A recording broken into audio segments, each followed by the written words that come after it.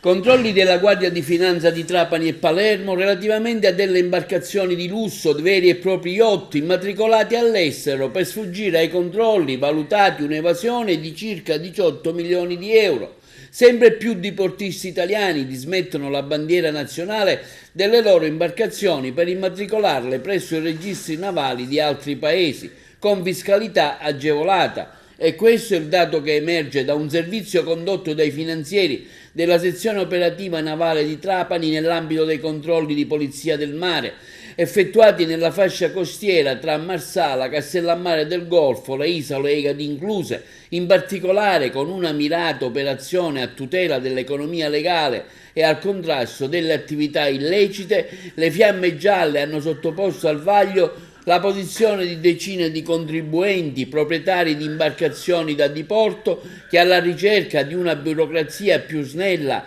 e nel vano tentativo di occultare il proprio bene al fisco, le avevano cancellati dai registri navali italiani, immatricolandole all'estero, ottenendo la prescritta compilazione del quadro RW nella propria dichiarazione dei redditi. Questo dilagante fenomeno costituisce un grave ostacolo allo sviluppo economico, perché l'evasione distorce la concorrenza e l'allocazione delle risorse mina il rapporto di fiducia tra i cittadini e lo Stato, penalizzando l'equità, sottraendo spazi di intervento a favore delle fasce sociali più deboli. Per tale ragione il decreto legge 167/90 ha imposto al contribuente nazionale residente in Italia di dichiarare nell'apposito quadro RW della dichiarazione dei redditi la proprietà o la disponibilità dei beni detenuti all'estero, tra i quali rientrano anche i natanti e le imbarcazioni da diporto suscettibili di produrre il reddito in Italia. La trasversalità dell'attività dell'indagine condotta dalla Guardia Gialle